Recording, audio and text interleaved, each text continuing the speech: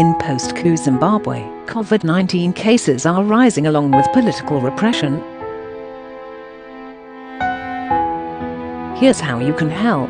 Shutterstock Africa reports 1.3 million positive COVID-19 cases, leading some health officials to consider that the continent may have escaped the worst of the coronavirus. In Zimbabwe, the Health Ministry reports low levels of the virus, with cumulative reports of 7,400 positive cases and 218 deaths by early September. Yet local sources believe that the infection rate is significantly higher and rising. The country's coronavirus lockdown and curfew have worsened an already weak economy, and Zimbabwe is facing what the UN calls desperate levels of hunger exacerbated by a long-running governance crisis. South Africa has meanwhile recorded over 640,000 cases and over 15,000 cumulative deaths. The South African government has taken aggressive steps, including announcing a national state of disaster, enacting lockdown restrictions, and creating a $26 billion special coronavirus budget, which provided cash benefits to at least 37% of the population. The millions of Zimbabwean migrant workers in South Africa's informal economy, however, were ineligible for those benefits. Without work and no ability to access funds, many migrants have returned home, leading some Zimbabweans to believe that the influx of returning residents has increased infections, particularly in rural areas. The Zimbabwe government requires returning migrants to quarantine in government-run facilities.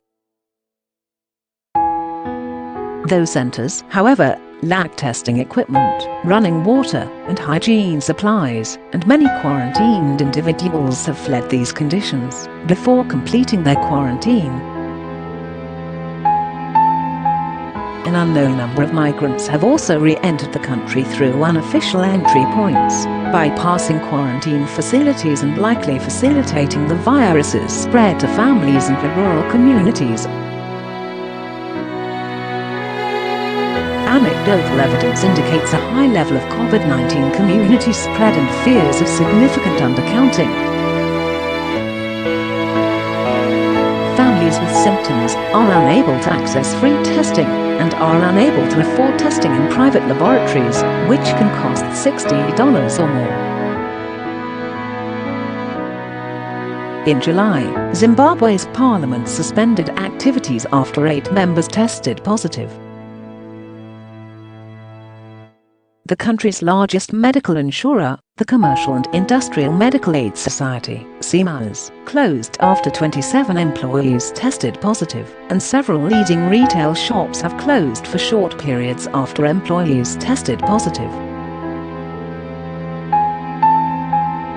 Economic upheaval and the pandemic threatened the global economy, but Zimbabwe was in economic freefall before the virus hit. The country's health sector is broken. Inflation stands at 319%, and the UN Office for the Coordination of Humanitarian Affairs reports that drought, crop failures, and economic austerity are a daily challenge. The delivery of healthcare, clean water and sanitation, and education has been constrained, and millions of people are facing challenges to access vital services, the UN warns. Nearly half of the country faces severe food insecurity. Since the 2017 military coup that removed President Robert Mugabe from office, attempts to shift to civilian-led government have failed. Instead, Mugabe's successor, President Emerson Mnangagwa, has consolidated and elevated a clique of military leaders who have furthered the country's decline. Since Mugabe's overthrow, opposition parties, trade unions, and social movements have organized, developed policy platforms. For example, the 2019 Citizens Manifesto, and held numerous public protests, demanding social and economic justice and adherence to the Zimbabwe Constitution. Following these mass actions, soldiers and police have systematically raided, harassed, detained, and tortured known or perceived leaders. Zimbabweans are frustrated with the country's direction, and rumors of a second coup abound, alongside calls from civil society, the Labour Federation, and progressive thought leaders for a transitional authority as the only way to prevent widespread violence. There is no quick resolution for Zimbabwe's dire situation. In the US, progressives are appropriately engaged in combating racist, right-wing authoritarian forces here. But can progressives, as one Washington, D.C.-based Solidarity leader famously said, walk and chew gum at the same time? The fight for economic equality, shared prosperity, and dignity is global, and should be fought on multiple fronts. Zimbabwe needs urgent material aid and visible public support. Material aid programs can create a lifeline, and the donor collaborative Zim Alliance has a solid track record of delivering financial and humanitarian support to community-based organizations in Zimbabwe. Zim Alliance also provides legal and bail assistance funds for police and military targets, including opposition party members, journalists, human rights activists, and labor leaders. Trust Africa, a Dakar-based 501(c) right (3) philanthropy, serves as both fiscal manager and grants administrator for the alliance. You can make a direct credit card or PayPal donation to the Zim Alliance here. Make your donation to Trust Africa Zimbabwe.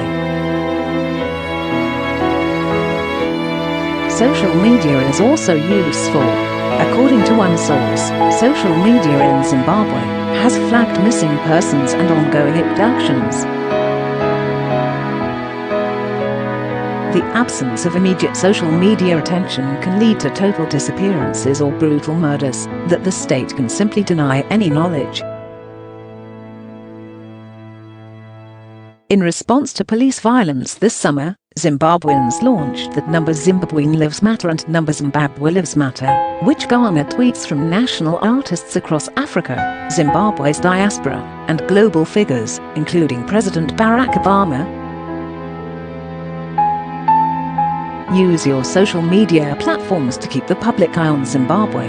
On Facebook and Twitter, share, tweet, and retweet Zimbabwe Lives Matter and Zimbabwe Lives Matter. Post published in Featured.